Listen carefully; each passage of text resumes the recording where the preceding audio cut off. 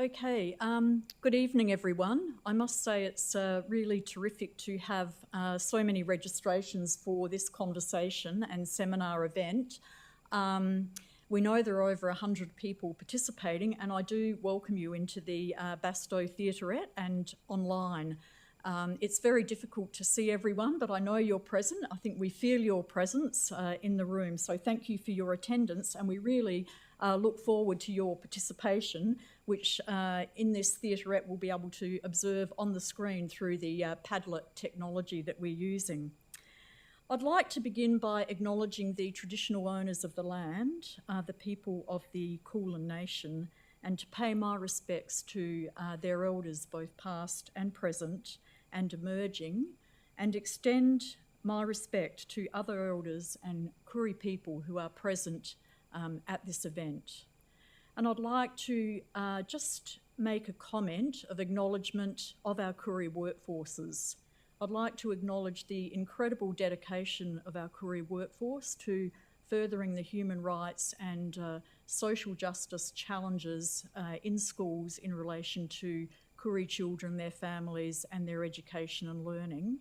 And I would like to encourage all of our participants to be in touch with your Koori managers, your KESOs and KECs, and find out about the Lawn Statement.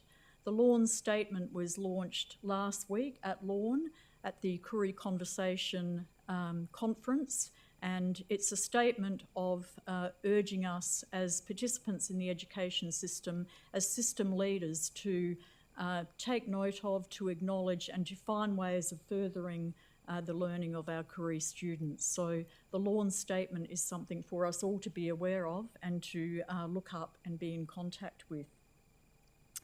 I'd like to welcome you to Bastow this evening, and I'm really thrilled that we have leaders from all over Victoria taking the time and the opportunity to participate in this online event. Before we get started, I would like to remind you that this is a live online event, so you would have received instructions about how to use the Padlet technology when you registered, and we're really looking forward to your comments and your interactions through that technology.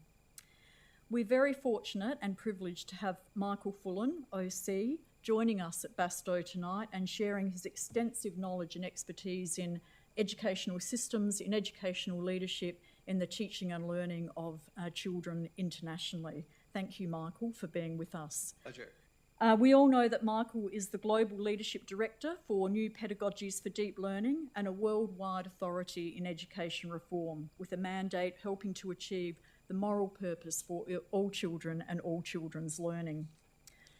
As the former Dean of the Ontario Institute for Studies in Education at the University of Toronto, Michael advises policymakers and local leaders around the world to provide leadership in education, and Michael received the Order of Canada in 2012. Michael, we're particularly thrilled and privileged to have your presence and to have this conversation with you tonight. I'd like to thank you for your deep and rich involvement with the Victorian education system, which extends over a number of years. And I'd now like to welcome Bruce Armstrong. Bruce is the Deputy Secretary of Regional Services Group in the Department of Education and Training here in Victoria. We know Bruce very well. We value and cherish Bruce's wisdom in leading us as the Deputy Secretary for Regional Services Group.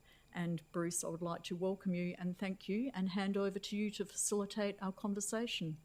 Thank you so much, Jeannie. It's good to be here tonight, and thank you for that warm welcome, and thank you for that really enriching acknowledgement of country. And we are meeting in this beautiful building in North Melbourne on the traditional lands of the Wurundjeri people, and I too pay my respect to their elders past and present. And the clarion call that you gave us, Jeannie, to be thinking about how we ensure that Aboriginal communities are fully enfranchised into our learning communities in early childhood schools and skills so that they might realise their full potential, coming from that really positive aspiration about building strength in individuals and strength for communities, for children in Indigenous communities to be both strong in their Aboriginal identity and smart because we've enabled them to have access to a high quality education. So thank you for that warm welcome and acknowledgement, Jeannie. Well, Michael, it's good to have you back in Melbourne. Welcome back. It's good to be back at Basto. Yes, Yeah. it's great to have you back. You've been a wonderful supporter and partner in leadership development in this state, and your work in our system in deep ways over really a long period of time. And we're very grateful because it's kind of that intersection of policy and practice, always seeking to provoke, challenge and move the agenda forward in the interests of children and young people and their learning and growth and development. And it's kind of the pace of change hard to keep up sometimes, isn't it, with what's happening globally? You're right, it does. So it keeps us smart. I hope. Indeed.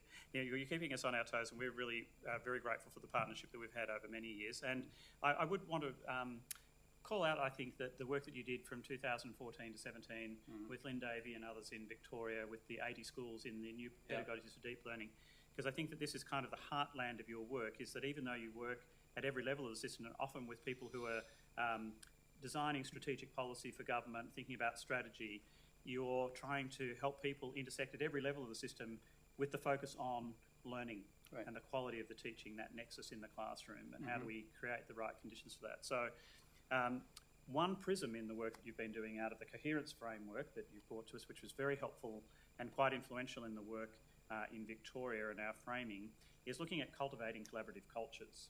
So I'm going to ask you a few questions, but I'd invite people who are joining us online to be thinking about the questions that you have.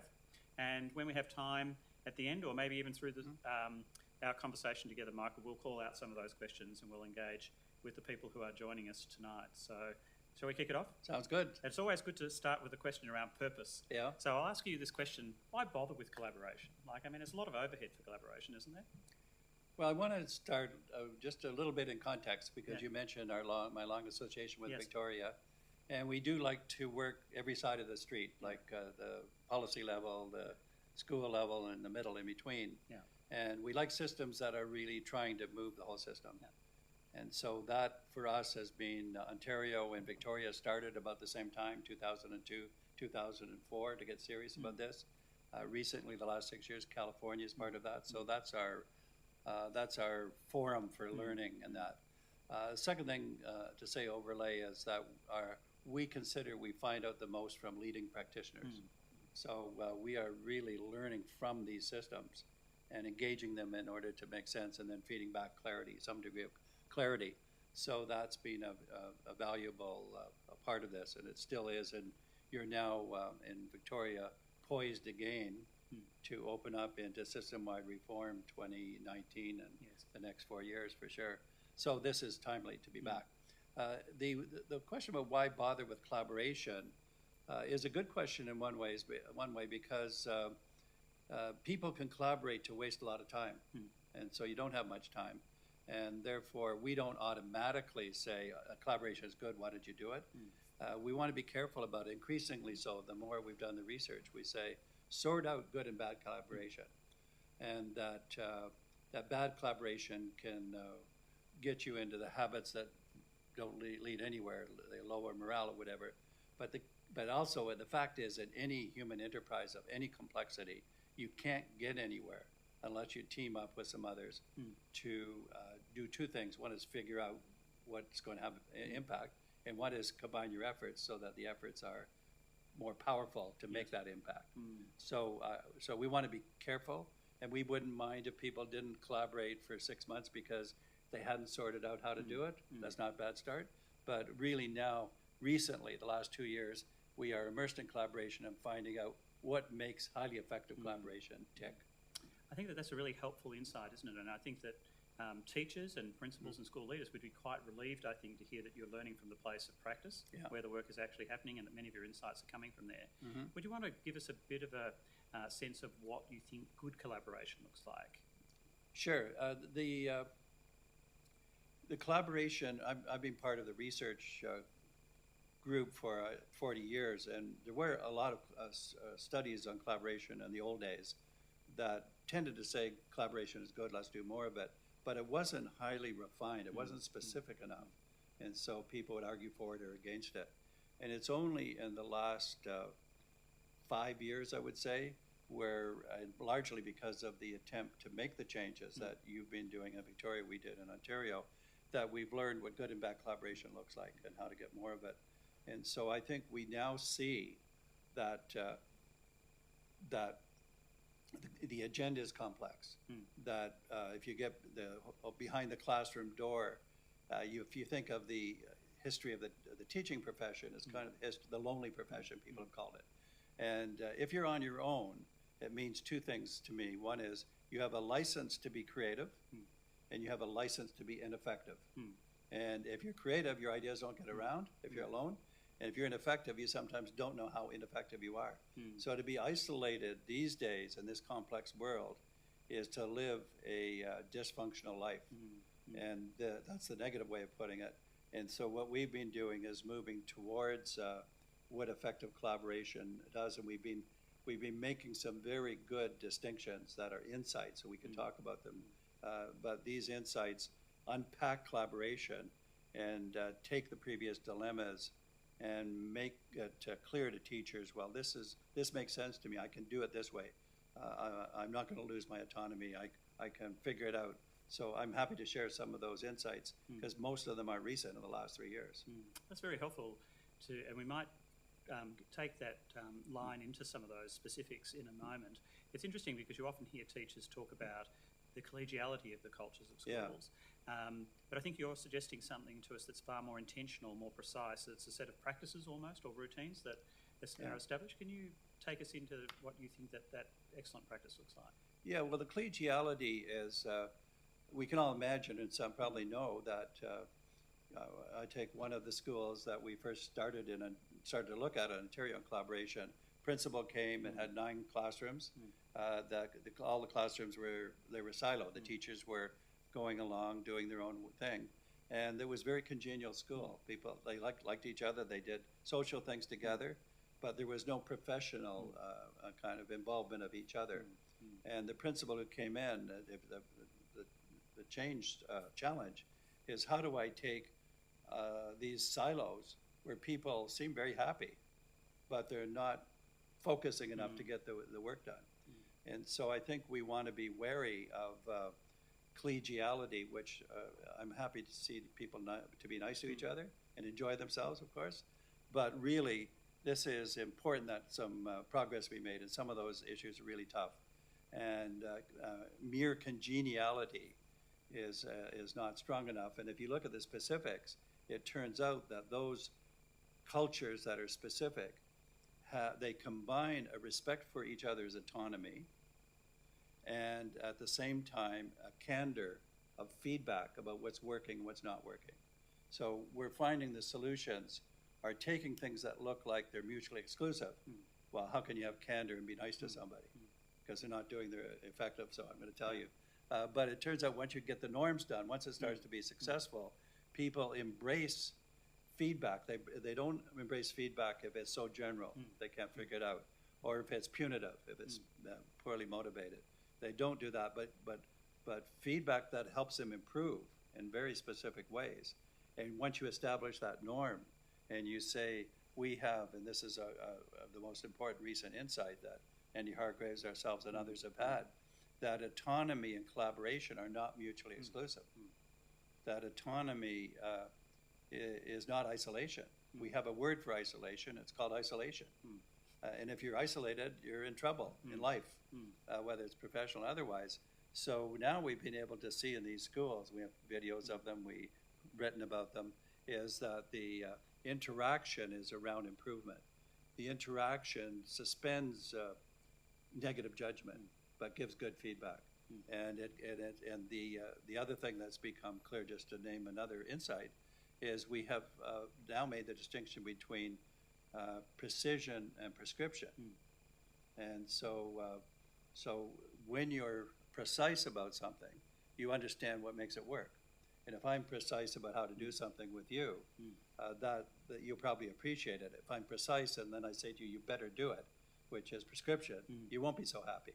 So now we can have both values here, where increase the precision, allow the autonomy, have transparency of practice, and get that specificity, start to see the results, and then teachers get motivated. They get results they've never had before. It's out for anybody can see it, the community, everybody else. There's a collaborative school that works. It uplifts the profession. So it sounds like isolation's the enemy of improvement then. Yeah. Because it locks you off from support, challenge, feedback. But you need trust and respect. So I heard another word that you started to draw into that narrative. So we had we're moving from congeniality or collegiality, which was kind of soft, nice, but maybe ineffectual. And then you said it needs to be professional. Yeah. It needs to have these characteristics of being a profession. Do you want to amplify on what it means professional collaboration might look like? So you've talked a little bit about it. Is there anything further that you'd want to add there? Yeah, well in 2012, Andy Hargreaves and I wrote a book that we called Professional Capital. And it had three components: quality of the individual, which is human capital; the quality of the group, social capital; and then the expertise of using data and evidence, which is decisional capital. And that became natural for us to talk about. Let's increase the specificity of these three capitals, because we can all imagine, for example, if we take social capital, what if some teachers who were not highly effective were working with other teachers who were not highly effective to learn each other's ineffective methods? That would be social capital, but it would be poor. Yeah. And so I think the professionalism now that comes out of this greater precision about what is a teacher uplifts the teaching profession, uplifts the possibility of making an impact, gets them collectively working and seeing results, and all the rewards, the intrinsic rewards, the rewards that the community and the larger system bestow upon you when you are having a complex problem and you've made progress. And everybody knows that, and you know it. Yeah. So it's one of those things about transparency, specificity, and not too much judgment. We say if you want to kill a good idea, mandate it. Yeah. So that's a bit of an overstatement, but we want to mandate the expected practice. We want it to be transparent out in the open. We want people to be held accountable. Are they putting in their effort to do it? But then we see the results, and then you really see the energy goes up. You mentioned trust. And trust, of course, is key, but really it begs the question, because how do you get trust? And you don't get trust by saying, please trust me. You have to name it, you have to model it, you have to monitor it, you have to be trustworthy, but which is both in terms of your reliability as well as your competence. So what this does is it builds the competency of teachers and other leaders. And as competency goes up, you're not so constrained with trying to do the good things. You feel, I'm confident, I know how to do this, I'm going to get moving ahead. So it lifts the whole enterprise up. So I've got friends of mine who are still teachers, and they give me honest feedback about what's happening. It's interesting because there's a couple of things in there. So we might explore decisional capital, because I think this is an interesting area. And in your writing and in Andy's that you referred to, is that you talk about using data and evidence but not being data-driven. Yeah. And it would be helpful to hear, because many teachers feel that they're kind of, what is data, what is evidence, what constitutes knowing whether you're having an impact? Yeah. It also has to be related to the actions that produce it. It's an interesting phenomenon. We're having some laugh about it actually in California, because there's a big system. There are probably 15,000 schools, 6 million students, a lot of districts, and we were working there the last 6 years. And one of the good things the governor did and the state superintendent, they said, we're going to suspend for a little bit the statewide test, because we'd rather have no test than the wrong test. So they were on the right track. They then introduced what's called the dashboard, which shows their illiteracy, numeracy, the kinds of things you are doing in Australia that are examining this. And they began to portray this dashboard as annually, that show the progress of as I said, 15,000 schools, 1,000 districts. And then what we found as we're working with them or observing or evaluating it is that people were crowded around the dashboard when it came out annually. Yes. And they were just, I call it a dashboard without a steering wheel, because they were looking at the dashboard as if it would tell you the solution. It only tells you if you're on the right track or not. So we wanted to say, put it in perspective here. The dashboard is about progress, or whatever your measure is. Yes. Don't think of it as something that you take all the judgments you can imagine just because of this one score. Think of it as a combination of evidence. Think of it as a pathway to progress. Think of it over 2 or 3 years. Yeah. Get people into the habit of, if we have this goal and we do this quality instruction, do we get progress? And then, of course, you need to differentiate it for different kinds of students. So it's much more sophisticated, the decisional capital. And that Lynn Sherrod, who is our colleague, who does a lot of work in Australia, she and I did a couple of books called Putting the Faces on Data. So this makes it human. Yeah. This makes it tied into what are we doing about it? Who is this person?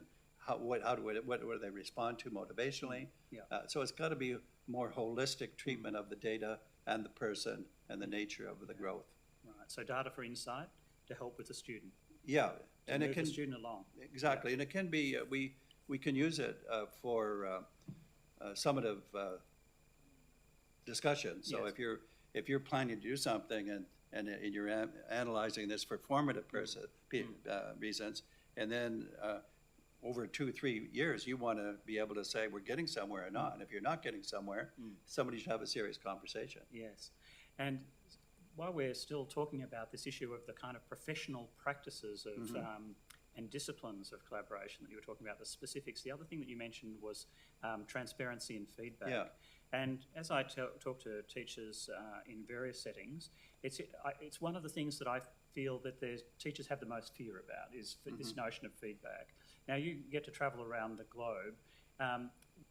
You would have heard it before. Where do you think that the shifts are taking place in terms of teachers being more open to it, and what are the kind of enabling conditions for that to occur? That's a great question, and I think interestingly, teachers say in the TALIS surveys that OECD does with teachers in many countries, teachers say we don't actually get enough feedback, enough good feedback. We want good feedback, but then they say, I don't know whether they're joking, but they say, but don't only tell us what's good. Yeah. So they want bad feedback. So it's a bit of a conundrum, but there's no question whatsoever in the schools that are highly successful, that have the collaborative culture of the way we're talking about, the teachers cherish feedback on the performance and on the performance of the school because it's tied in with getting somewhere. So if I'm getting feedback and the school's getting better, everybody feels great. And it's not laden with judgment. It's more like, this is tough to do. Some people are making progress. What does it look like? What can we do to get better? And the whole press is on progress. And I do say, if you're not getting progress, then something's really wrong. Yeah. That is, you don't have the right feedback, you don't have the right strategies, so you have to really worry about that. But I really don't think that teachers are wary of feedback unless it's coming through in a general diffuse way that they can't understand the feedback, or it's coming through in a mean-spirited way, you're failing school. Those are the things that turn people off. But really moving forward as a group of schools or as a system where there's some degree of success and the feedback has to be part of that or it wouldn't happen, they really become professionals that embrace feedback. So part of that professional community is that openness to feedback, but principals and other school leaders being very careful about how they establish the cultural norms. Yeah. That they're support and challenge, and that it's not punitive. It's helping grow the practice forward. Yeah, I think that, and principals have to be, the main issue with principals is not that they're too judgmental, it's that they don't participate as learners enough. Yes. So because if they do that, they become, Vivian Robinson has proven with her research that the key variable of the principal's role that has impact on school-wide student achievement is the degree to which the principal participates as a learner with staff moving the school forward. So I think that when you participate together in that, then the judgments don't creep in so much. They don't seem like they come out of the blue. They're in the fabric of daily interaction. And we have said time and again, the issue here for professional learning is what happens in between workshops, not what happens at workshops. It could be a good input, good output, but the day-to-day interaction is the essence of coherence, as you know from the Coherence book. The cultivating collaborative cultures has to do with day-to-day interaction, where teachers are cycling in and out of autonomy, collaboration, autonomy, subgroup, whatever. It's variable, and it feeds forward of individual development, and feeds forward of group development. So work embedded is absolutely critical, and the interesting thing that you said there is the principal has to be a co-learner, learning in and with people, modelling it, but also listening. Yeah. And so we might be able to step that up a level and start thinking about the system, because we'll come back to the classroom recursively, but let's talk about, how do you create this learning system? What do we need to, what cultures and practices and enabling conditions do we need to support principals to do this work together so that they feel some of the similar challenges of identifying, the problems of practice, being open to feedback, you're kind of in the moves themselves and learning. Can you talk to us a little bit about the system supports and enabling conditions that you're seeing? Yeah, it's somewhat complex, and so I'm taking a couple of pieces, because now we say what's a learning system as a whole. And one of the ways that system leaders get off on the wrong foot is they think of, okay, how we need a learning system, how do we get the top level organized with the right goals and supports, and the middle level doing some of this and implementation. And what they tend to think about is, if you look closely, and I can see how this would happen, but once you expose it, a lot of people recognize it, is that what they do is they design a learning system, an infrastructure, and then they think of students and teachers and schools on the receiving end of a good infrastructure. Yeah. That's not a learning system. That's people at this level telling the other level what they should do when they don't know enough about how to do that anyway. So I think you have to come to the notion that every level is a system. Yes. I mean, every level of the system is a learning part. And if I simplify it, because we've done this work, Andy's done it ourselves, on leadership from the middle. Yeah. We said you can't get it right by imposition. We know that.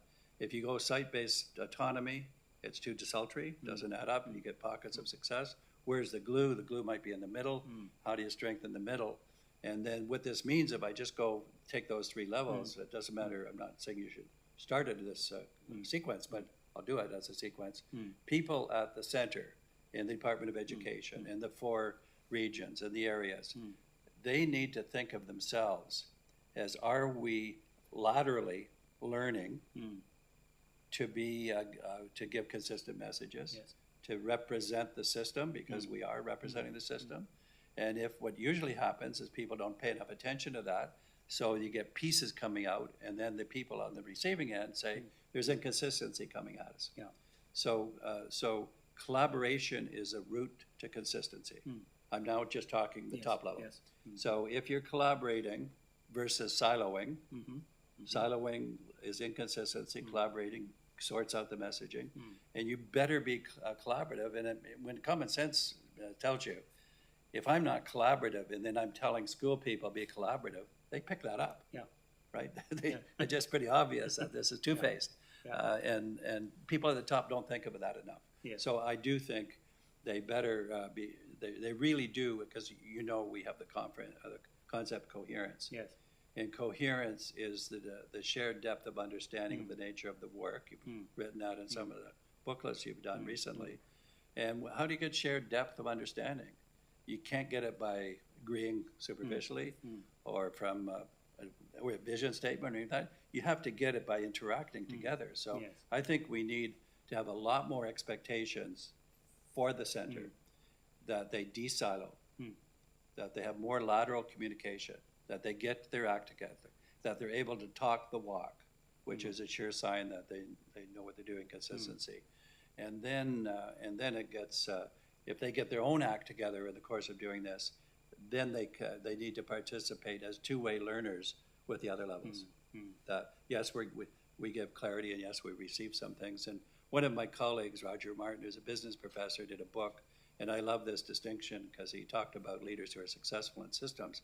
He said all successful leaders combine apprenticeship and expertise. Yes. So I'm a leader, and I'm expertise is I know something. And if I don't know anything, that's pretty sad if I'm a leader. And but I'm not a know-it-all. I just know certain things, and I can be very helpful, and people know when I'm being helpful if I'm talking about specific things that I know and have some depth. But at the same time, there'll be things I don't know, and that I have to. I wrote a book just recently called Nuance, and the nuance leaders know what they don't know. They know they have to immerse themselves in a context as a learner. And sometimes they're learning from students or teachers, whatever, parents. Yeah. They have to be learners. Now, you can't be a leader and say, I'm just a learner, so don't bother me for any answers. That's not going to fly. But you can be. I know some things. These are some things we're working on. We've got to figure out some of this together. Things I know, I'll try to articulate clearly and help get clarity for all of us. Things I don't know, maybe you know, and we'll learn it together, or we'll have a process where we come to knowledge, and then you've got the kind of mindset I'm talking about. Thank you, Michael. It's that notion, living in the house of your own ideas is an expression I use. And the centre has a very significant obligation because of its ability to influence a whole system. Yeah. And so being joined up, and as I listen to it, I hear less about process, less about reading, a lot about behaviour and action and sets of interactions. Yeah. So the centre interacting with each other, the middle interacting with each other, regions, areas, with schools and networks, and then schools, professional learning communities, teams in schools. But then I think you're also saying that this should be happening up and down through the system. Yeah. So it's happening laterally and it's happening vertically. Because it's interesting that where you stand determines what you see. So really the centre needs to shift itself out more. If 80% of the good ideas that you've learned internationally over decades have come from the place of practice. The same applies to the system. Yeah. Right? Exactly. Okay. Yeah. So there's a lot for us to be learning. So I think we've already got a bit of a route on how you would continue to grow this and enable this. You've been a student of Victoria's system by coming in and listening a lot, and also providing that kind of helpful third-party reflection onto where we are right now. I have a sense that you think that we're doing some things right, but I also think that I was sensing that you thought that it's important that it's not seen as a pipe, as a delivery system. There's something else in mind. Yeah. What do you think we should be doing more of to grow a learning system at the moment? Well, understanding the coherence, because you now use the coherence concept quite a lot. And it's not a complicated concept, but it's a sophisticated one to get right. Yes. Because coherence, just think about it this way. I think about it, you can be coherent about the content of what you're trying to do, so you can describe it. But if you're coherent about implementation, it means you're experiencing it. So coherence is not something you get, it's something you experience. Yes. That's why interaction is central to that. And that everything we know about coherence tells us that the shared depth of understanding comes from people interacting on a daily basis and talking the walk, which is another one of our phrases. If they're talking the walk about what they're doing, they're able to get that established, and they literally do then build that. So we say alignment is rational, coherence is emotional. Yes. And that captures it. That's why you can't, I'm sure some people get emotional over a document, but I'm going to get emotional over interacting to accomplish something effective. So I think that that's an important about it. If I think about Victoria, and I'm in and out of here, so I'm not I'm not studying it in depth, but I think you started roughly the same time we did, 2002, in your case, 2004, to really go for it. And that, that for a variety of reasons, we had a good 8 to 10 years where we did get somewhere. And you had 8 years where you, I'm going to say, set the table, but nobody ate. Yeah. You could put it that way. Enough to cause it to happen. Yes. And then it kind of petered out, and now we're back into the center of making this happen. So I think the key here is for the center, the department, to have enough interaction within itself, enough ability to talk the walk about what our strategy is. If you're in a different division and I'm in a different division, and we start talking about what is Victoria's theory of action, what's our strategy, we would say pretty much agree what it is, because we've interacted with that. So I think it's getting that together, get your act together centrally. And then this is the tricky part, because it's subtle.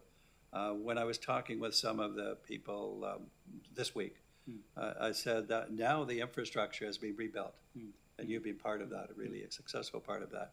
It's got the right things into it. It's got a lot of ideas. It's got a lot of support. You've poured it on in a good way. I said that's that's powerful, Yes. and that's taken 4 years, 2015 to the present, to do that. But it's not at the stage where everyday principals and teachers feel or are in the frame. Yes. In the frame of Yes. system Yep. players. Yes. Because they're on the receiving end of an infrastructure. Even though that's not the way it's described, that's the way it actually is experienced. So the next phase, and it's not even a criticism, it just says the phase you're at, is to figure out what the two-way street is Yeah. between the department providing two-way highways Yes. to local practice, Yeah. where they're influencing local practice and identifying principals and teachers who know get good things and looking ways where they might learn laterally, where the facilitators are helping to have that, where the people hierarchically are learning upward. And so when we have this leadership from the middle, Yes. we say liberate downwards, Yes. which means not liberating individuals, but liberating subgroups. But when you liberate, you have to participate as a learner. Yes. So you know what the good ideas are, you have to pull them forward, count for the system when it comes to evaluation time. So it's a different way of thinking about system change. It means that you can't get it right and say, okay, now it's right, I can relax. Yes. It's never going to stay still. Yeah. And this is why we also have, since we wrote the book, Coherence even, shifted to call it coherence making, Yes. because it's never done. Yeah. If you do good coherence making, you get a good leg up on it. But then why do you have to keep doing it? People come and go, turnover, Yes. new ideas come along, innovation, demographics change and policies change. So you have to be ready. You have to be. It's life, really. Life in the complex world is to be a continuous coherence maker. Yeah. And there's no doubt that large systems are dynamic, they're complex for a whole range of reasons you've talked about. Yeah. And I think that there's a sense in which there are phases of maturing in system reform. There are things that you kind of can't do ahead of something else. You have to lay groundwork for other work to come. But there's always that making sure that you make the right move and turn at the right point in inflection. Yeah. I have a sense that we're in that phase at the moment, at the head of another 4 years of effort. So what sort of things should we be looking for? You've talked a little bit about what we might start to see. I think that you're talking about, liberating downwards, giving people more space. Practically, what might you see starting to shift in that equation? Well, just as we enter into that question, you mentioned the complex things and that, and it turns out that in our studies of this, that people, when they get strong on figuring out rationally the complexity, they make it incredibly overly complicated. They actually make it worse. Yes. So the trick about complexity, and there's writings about this, is to make it complex in a way that gets the most important things in the center, Yes. but not everything that goes like this to the point where you can't even explain how it's supposed to work. Yeah. So what that really means is focus on the front end, and then reduce the amount of things that are happening that stand between the focus and the implementation. Reduce it so that they're more powerful things, Yes. and not a sheer number of overdoing it. And that's where I think you are now in this, and that it is. We talk to a lot of principals and teachers, and partly it's because we had the 80 schools with a new pedagogy for deep learning. Yes. And so if we ask those teachers, as we do sometimes, what's the system like? We will often hear, and these are among the innovators, is that the system doesn't draw on us enough. Yes. I've got my school, and I do have autonomy, so that's good. Yeah. And I'm not overly kind of examined, but still I really have some ideas. I wish I could work with more colleagues. I wish we could have more of an influence in that. So I think there's instead of there being an overload, there's a hunger on the part of those people who are doing things to do more. Yeah. And what the system's job is to do, make sure there's a core focus. Yes. Make sure that multiplicity of things are not too overwhelming on the pathways, and then start to step up the interaction that the system participates in. And it's not just troubleshooting, but enabling learners to access each other. Learners, by that I mean teachers and principals who are getting results. Yeah. It's interesting that as you look at different phases of reform and where we are now, there's always the risk of the intensity of the reform effort. Because time often feels compressed in the kind of electoral cycle. People have ambition. I think we've got a set of foci now. There's some things that people are focusing on, teaching and learning. So let's take that one while we're there. It's interesting that I'm not sure if I'm hearing correctly that if we're thinking about liberating downward, we've got some schools that have been involved in new pedagogies, for example, that have experimented. So the risk is stifling innovation. So you want to get improvement everywhere, but you want the people that are further out in front, you don't want to chain them or hold them back. So you're talking about taking those generative places and learning back as a system. Have I heard that correctly? Yeah, I think so. And we have a phrase also, go slow to go fast. So if you're at the beginning of this, you don't want to rush with a lot of expectations and that, because people feel overwhelmed. But if you really say, okay, what are some of the initial conditions, and then how do we get things going? And then how do we use the energy of that, what that is going? And I think in terms of energy, I mean, psychologically, we know that if you work very hard and you're not getting anywhere, that's a different kind of tiredness than if you're working hard and great accomplishments. That's the uplifting kind. And the first one tires you out, and the second one re-energizes you with a good sleep. So I think people in this life want to be energized about doing something important. And what's really crucial right now, and this is literally happening these months, is that the stress and anxiety in society is on the increase among young people, more and more young people. It covers all SES levels. It's the same is true for adults. So you've got this growing stress going on. The inequity, again, societal problem, not just a school problem, is growing between those that are doing well and those aren't doing well.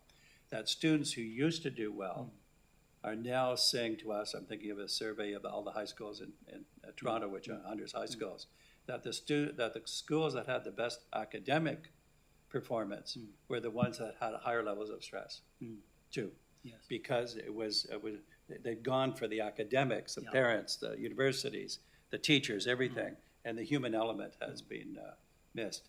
And so right now, you really have to say, what's the purpose of school? The purpose of school is not to get a good mark on a given student achievement. That's necessary or is important for that, but that's not the end all and the be all. The purpose of schooling is to be a learner, to learn things that are valuable for life. And most of the things we're doing in our deep learning project, the global competencies, with like citizenship, character, and collaboration and communication, all of those things, they're all about, and we've actually titled the book this way, Engage the World, Change the World. And the world needs changing. And a 6-year-old knows that. The world is getting worse. We sense it. And so with this, it gives a deeper moral purpose to learning. Because now the learning purpose is the student. And we haven't found a student young enough who's not a change agent under the right conditions.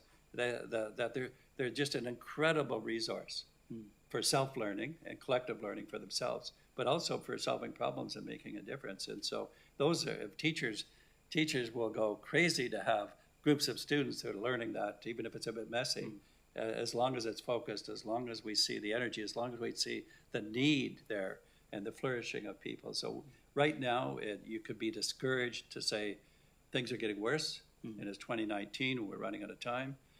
Or you could say, that's true, but we can have education, can breathe new life into education to deal with that very kind of phenomenon in the world. And that will revitalize the moral imperative of the teaching profession. My sense is that in talking to educators in this state, this notion of the whole child, the 6 C's in your work around new pedagogies for deep learning really resonates very deeply. They often feel that there are parts of their practice that are locked off in search of other things, in the quest for other things. But you've really said, well, literacy and numeracy are foundation, they're necessary, but they're the enabling, the gateway skills into other things. But you've got to attend to these other developmental issues to equip people for today and tomorrow, really. We just did a couple of articles where we basically said the moral imperative of student achievement and the well-being of students, in this case, they need to be on the same high pedestal. That's Yeah. the moral imperative, both Yes. of those. Yeah. Not just achievement. If you put achievement on that and you don't think the same about well-being, you just fall off the cliff. Yeah. A lot of people do. Yeah, and we're certainly seeing that in contemporary society. I think it's affecting adults and young people Yeah. alike. Yeah. And as you said, schools are microcosms of their societies. They are reflections of the communities that they serve. They have social, political, and economic contexts in which they work. And we have to attend to all of that. We need to be attuned to the changing circumstances in which we work. And so we've talked quite a bit about teacher isolation. Yeah. Teachers being locked off, and the kind of weight and morale sapping that can be when you're isolated with diverse groups of learners and you're doing all that on your own. I think that for some time we've seen that autonomy has pressed principals into places of competition and isolation as well. We're trying to create places where people are coming together around collaboration for deeper purpose to help their teachers, help the students.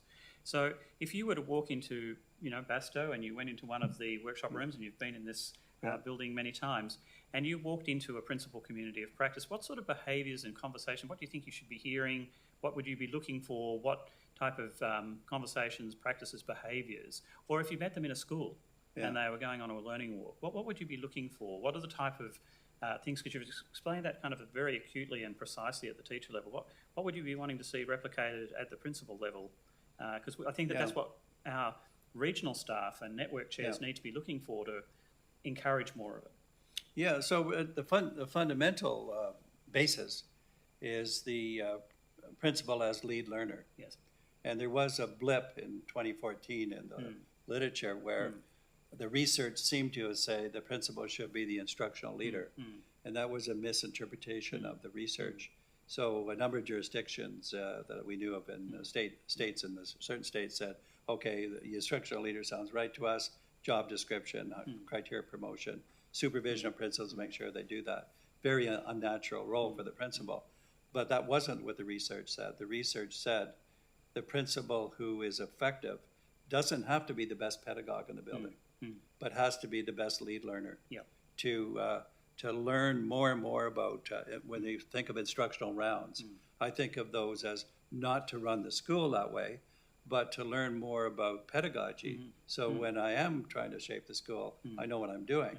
And that it's really developing the groups of teachers. And we have these sticky phrases. Another one is use the group to change the group. The principal who tries to change one teacher at a time, it's endless.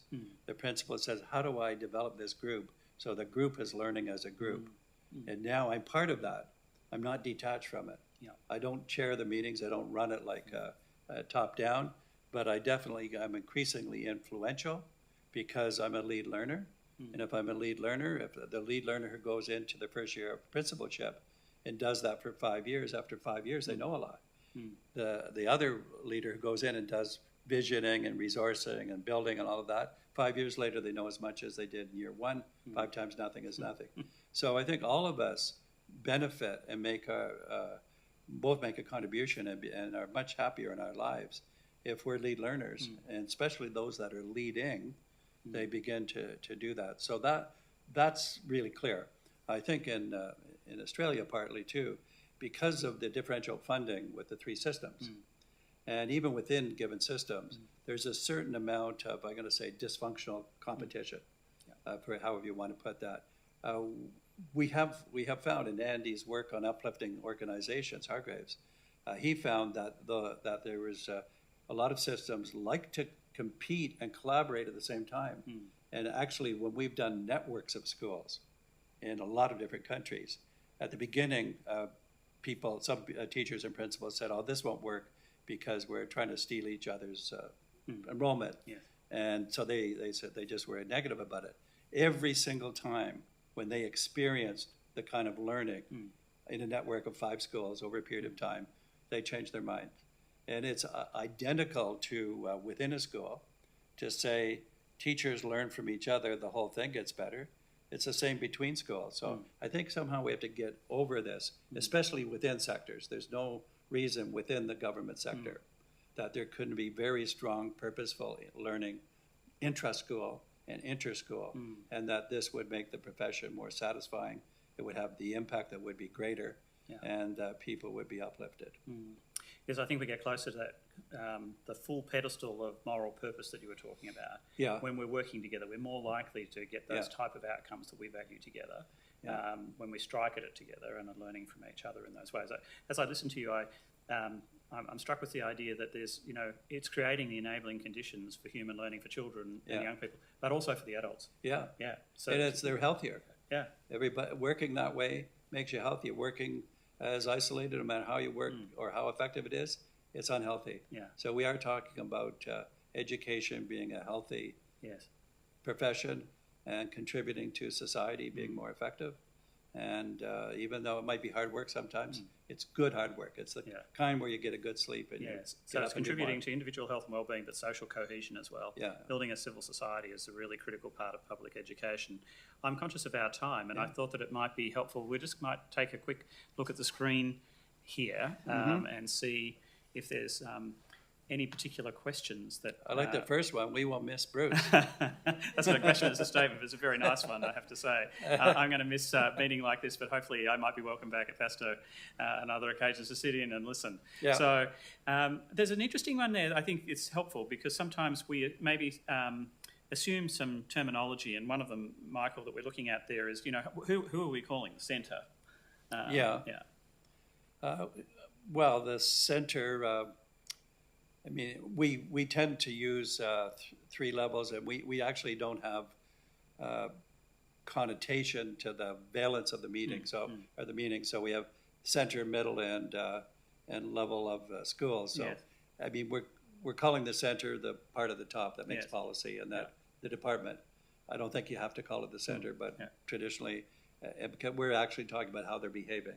Yeah. And a good center behaves not as a thumbs down or not as laissez-faire, but interactive and investing in the capacities of the other two levels. Yes. But I don't want to miss this, because the most important thing is they get their act together at that level, which means lateral interaction and understanding of each other. The typical operation at that center in most places is silos. Yes. And there's nothing more discouraging for schools to be asked to collaborate when they see the center operating as silos. That's right. I think that this issue of the integrity of modelling is really critical, isn't it? You're sort of putting that press on leaders wherever they are to make sure that you're modelling the things that you're asking of someone else, taking the stance of a learner. Sometimes you're a leader, sometimes you're a follower, sometimes you're a master, sometimes you're an apprentice. This is a stance of learning. But I think that if we're truly being... we have to join up, because at the bottom, otherwise it's all fragmented and atomised by the time it gets there. And so we're not giving anyone any chance for coherence. I think that's what you're saying, isn't it? That's why you're sort of saying there's a strong press on the centre to behave in particularly consistent ways and joining the effort up in the best interests. Because my understanding in listening to you is that what you're saying is the centre is a student in actual fact. So the centre is a place where people are meeting to create policy and serve government at the closest point there. But it's in the interest of the centre. The centrepiece is students and their learning and their well-being. Some people have actually flipped the diagram upside down, and because put the student there in the middle and that. So, but the real issue, if I think of my succinct system to statement, it's liberate downward. Yes.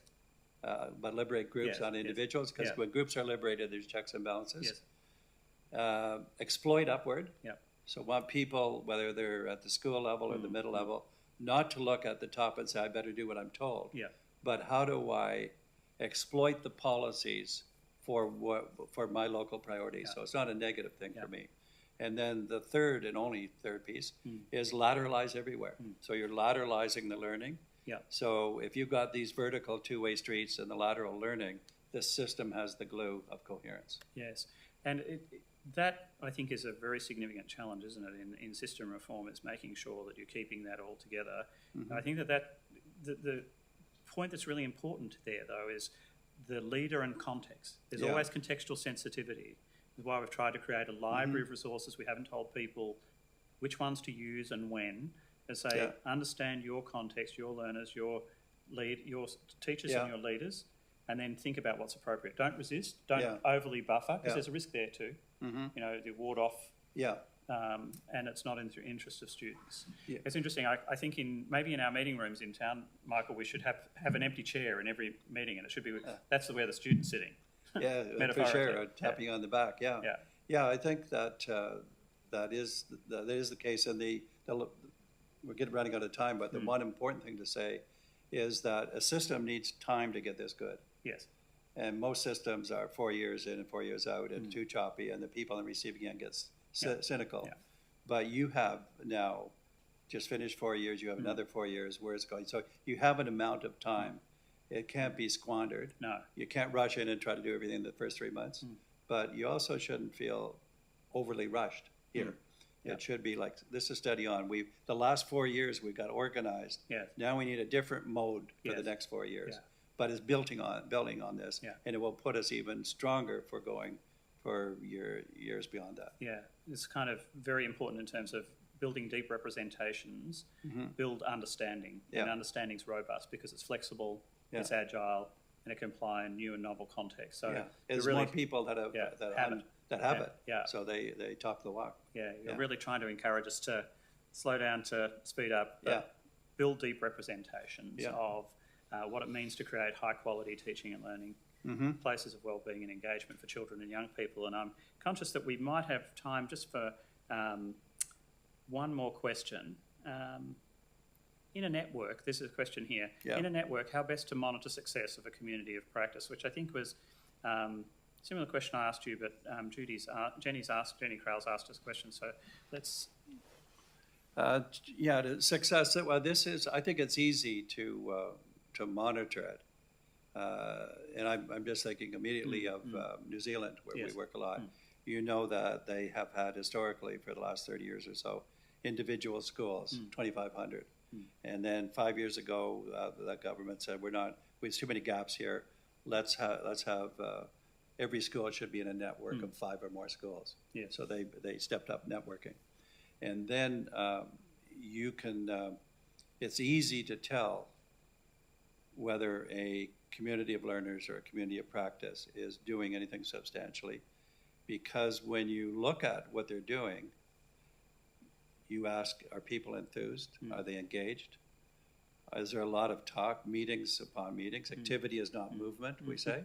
So it's easy to tell that it's not working. Yeah. I mean, people might be fooling themselves, but it's absolutely so. But to be more measure oriented, I would measure it in 2 ways.